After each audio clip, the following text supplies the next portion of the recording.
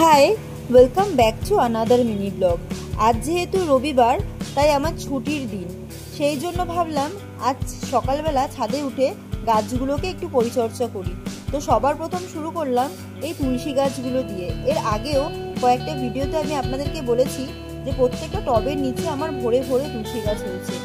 দেখুন, যেহেতু জবা গাছের নিচে এই তুলসী গাছগুলো হয়েছে, তাই জবা গাছগুলো খুব একটা পুষ্টি পাচ্ছিল না আর ঠিকভাবে বেড়ে উঠছিল না।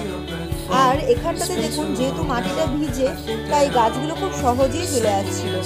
আমরা যারা ছাদে বাগান করি তারাই একমাত্র বলতে পারবে যে গাছ লাগানো এবং গাছের পেছনে কতটা খাটনি।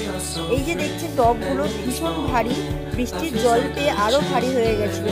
তাই প্রত্যেকটা টব সরিয়ে সরিয়ে এক এক করে সব কটা টব নামিয়ে আমি যে কটা তুলসী গাছ প্রত্যেকটা গাছের গোড়ায় হয়েছে সব এক এক করে আলাদা করে নিয়েছিলাম।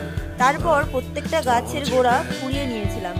আর বর্ষাকালে গাছের গোড়ায় প্রচণ্ড আগাছা জন্মায়, সেই আগাছাগুলোকে অবশ্যই আপনাদের সরিয়ে ফেলতে হবে, নয়তো গাছগুলো সেরকমভাবে পুষ্টি পাবে না। ওই আগাছাগুলোই সব পুষ্টি নষ্ট করে দেবে, এতে আপনাদের গাছের গ্রোথও কমে যাবে। তুলসী গাছের মঞ্জুরিগুলোকে আপনাদেরকে প্রত্যেকটা সময় কেটে ফেলতে হবে, তাহলে গাছটা আরও বেশি ঝাঁকড়া হবে। আর দেখুন, একবার এই গাছটি আপনার ছাদ বাগানে অ্যাড করলে আবার কিন্তু আপনাকে আলাদা করে নার্সারি থেকে গাছটা কিনে আনতে হবে না, কেননা এই মঞ্জুরিগুলো আশেপাশের টবগুলোতে পড়ে সেখানটাতে আরও নতুন নতুন অনেকগুলো গাছের জন্ম দেয়। এই গাছে আপনাদেরকে বুঝে শুনে এবং সময় মতো জল দিতে হবে।